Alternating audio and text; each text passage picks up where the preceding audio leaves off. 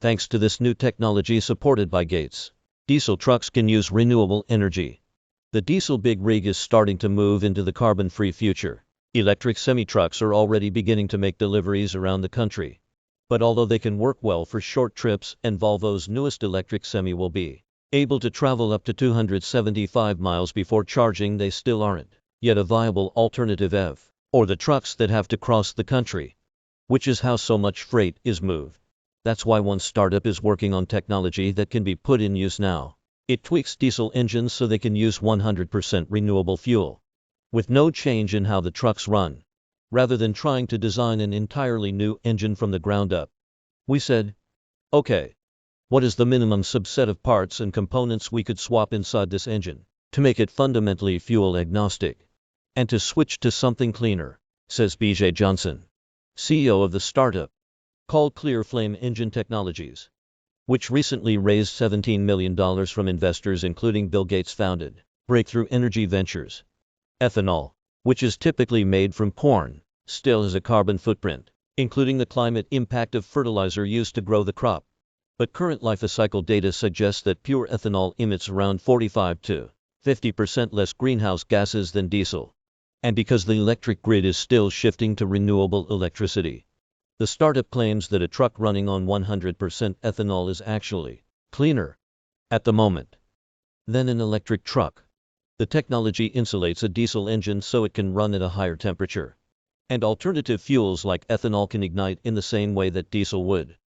The converted engines can also use other fuels, such as fuels made from captured CO2. But right now, the startup is focused on ethanol, because it's readily available and cheaper than diesel. So trucking companies and others that use diesel engines have an immediate incentive to switch. John Deere, another investor in the startup, could use the technology in farm or construction equipment. Diesel generators that are used for backup power could also convert their engines.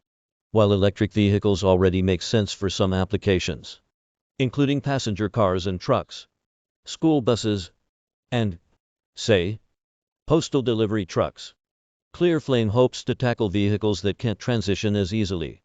There's no single silver bullet solution, but the technology could help cut emissions significantly now.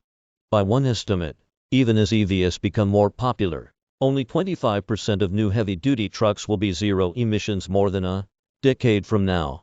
The speed of the transition matters, says Bloom Ryder, who compares emissions to interest on a bank account, because Colorado too builds up in the atmosphere. Avoiding emissions now can have more impact than avoiding the same amount of emissions later. Globally, diesel engines are currently responsible for around 5 gigatons of CO2 emissions. Even if we're only cutting those carbon emissions in half, and to be clear, I think we absolutely will get to net zero on this in a decade or so. You're looking at it at a gigaton plus of carbon mitigation, says Johnson.